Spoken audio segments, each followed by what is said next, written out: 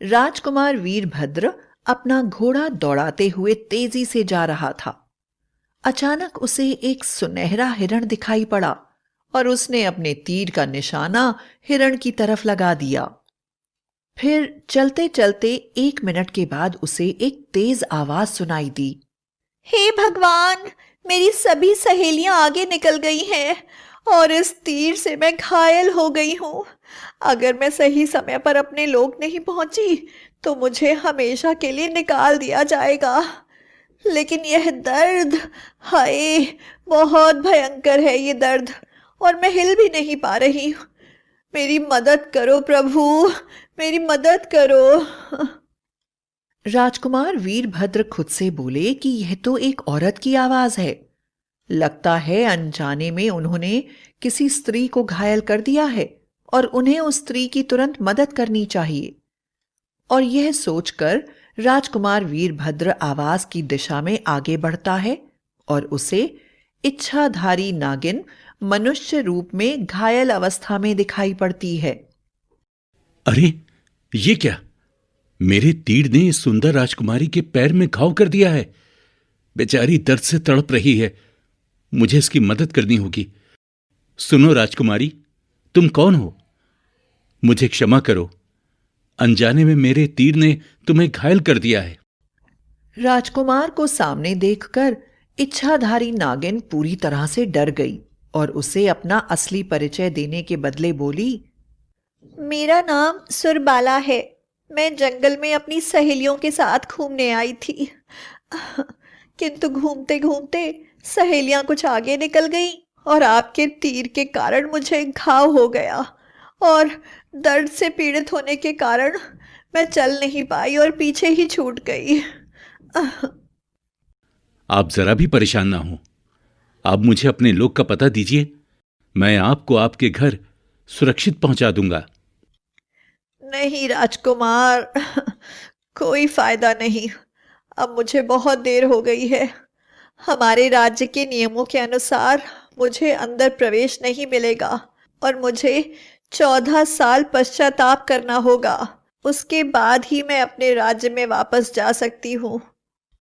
राजकुमारी, आप मेरे तीर से घायल हुई हैं और उसके कारण आपको इस मुसीबत का सामना करना पड़ रहा है। आप मेरे साथ चलिए और 14 साल तक आराम से मेरे महल में रहिए। मैं अपने इस पाप का प्रायश्चित करना चाहता हूं।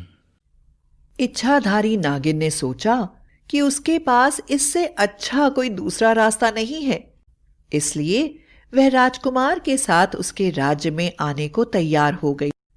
राजकुमार ने उसे राजमहल में एक कमरा दे दिया और कुछ दासियां उसकी देखभाल में लग गईं। कुछ दिनों के बाद राजकुमार वीरभद्र राजमहल के बगीचे में सैर करने आया। उस समय नागिन नागिन रूप में उपवन में थी। जब उसने राजकुमार को देखा तो उस पर मोहित हो गई। वह स्त्री रूप में आकर बोली, महाराज, आप बहुत दयालु हैं। मैं बहुत प्रसन्न हूँ, लेकिन मुझे एक ही कष्ट है। कैसा कष्ट राजकुमारी? बिना डरे निसंकोच बताइए। मैं पूरी कोशिश करूंगा कि आपका कष्ट दूर कर सकूं। महाराज, मैं आपसे प्रेम करती हूँ और आपसे विवाह करना चाहती हूँ। राजकुमारी, मैं पहले से ही शादीशुदा हूं और अपनी पत्नी से बहुत प्यार करता हूं, इसलिए यह असंभव है। महाराज, तीनों लोगों में मेरी सुंदरता के चर्चे होते हैं। सभी पुरुष मुझसे विवाह करने के लिए लालायित हैं। मैं अनुपम सुंदरी हूं। आप मेरा निवेदन ठुकराकर मेरा अपमान कर रहे हैं। हाँ, देखिए राजकुमारी, मैंने आपकी सहायता की और अपना कर्तव्य पूरा किया। अब मैं इससे ज्यादा आपके लिए कुछ भी नहीं कर सकता और मुझे लगता है कि आपको अब अपने लोग वापस लौट आना चाहिए।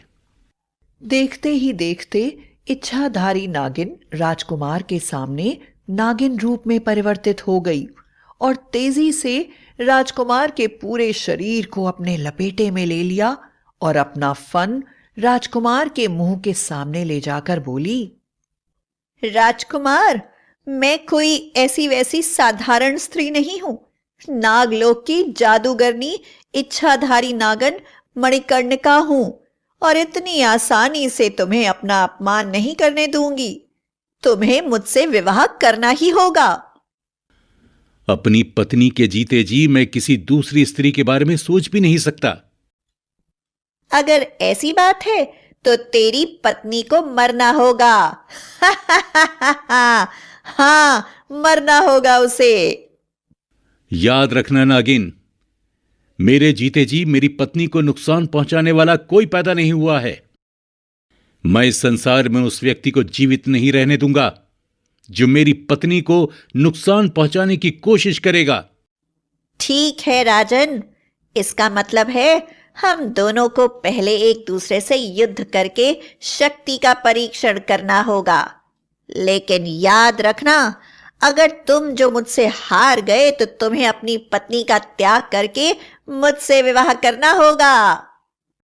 दुष्ट इच्छाधारी नागिन, याद रख, तेरा छल बल मेरे सच्चे प्रेम के आगे नहीं चलेगा। मैं युद्ध करने के लिए तैयार हूं। मेरे पास प्रेम का तीर है और तेरे पास नफरत का। युद्ध के लिए तैयार हो जा। इच्छाधारी नागिन और राजकुमार वीरभद्र में भयानक युद्ध शुरू हो गया। सारी नागिन जादुई मंत्रों का इस्तेमाल करके उसने वीरभद्र के चारों तरफ तरह तरह के मायावी दृश्य पैदा कर दिए। कभी वीरभद्र को दिखाई देने लगता कि उसकी पत्नी दर्द से चिल्ला रही है, तो कभी लगता कि उसकी पत्नी उसे तलवार से मारने आ रही है, और कभी इच्छाधारी नागिन स्वयं उसकी पत्नी के रूप में दिखाई देती। इन सब के कारण वह इच्छाधारी नागिन पर वार भी नहीं कर पा रहा था। आखिरकार ईश्वर का नाम लेकर राजकुमार वीरभद्र आंखें बंद करके बैठ गया और मन ही मन प्रार्थना करने लगा। हे कामदेव, मैं अपनी पत्नी सुमनलता से हृदय से प्रेम करता हूं। यदि मेरा प्रेम सच्चा है तो मुझे इस मायावी इच्छाधारी नागिन से मुक्ति प्राप्त करने का उपाय बताएं। अचानक वीरभद्र को महसूस होने लगा जैसे उसके सामने प्रेम के देवता कामदेव खड़े हैं। उन्होंने वीरभद्र के हाथों में एक तीर देकर बोला, प्रिय वीरभद्र, तुम एक सच्चे प्रेमी और पति हो। ये प्रेम का तीर है। तुम इस तीर से इच्छाधारी नागिन पर निशाना लगाओ। इस जादुई प्रेम तीर के वार से वो तुमसे सच्चा प्यार करने लगेगी और कभी भी तुम पर वार नहीं करेगी। तब तुम उसे मृत्यु दंड दे सकते हो। राजकुमार वीरभद्र ने ऐसा ही किया। तीर के लगते ही इच्छाधारी नागिन के मन में वीरभद्र के प्रति सच्चा प्रेम उत्पन्न हो गया और वह वीरभद्र के हथियारों का बचाव करना भूलकर वीरभद्र के प्रेम में खो गई और उससे बोली, प्रिय राजकुमार वीरपुत्र, मैं तुमसे युद्ध नहीं करना चाहती। मेरा मन शांत हो चुका है। मैं अपने लोक वापस जाना चाहती हूँ। तुम अपनी पत्नी के साथ प्रसन्नता पूर्वक जीवन बिताओ। तुम्हारी प्रसन्नता ही मेरे लिए सबसे बड़ी खुशी है। इसके बाद इच्छाधारी नागिन चुपचाप वापस चली गई और राजकुमार वीरभद्र अपनी पत्नी के साथ खुशी खुशी जीवन बिताने लगा।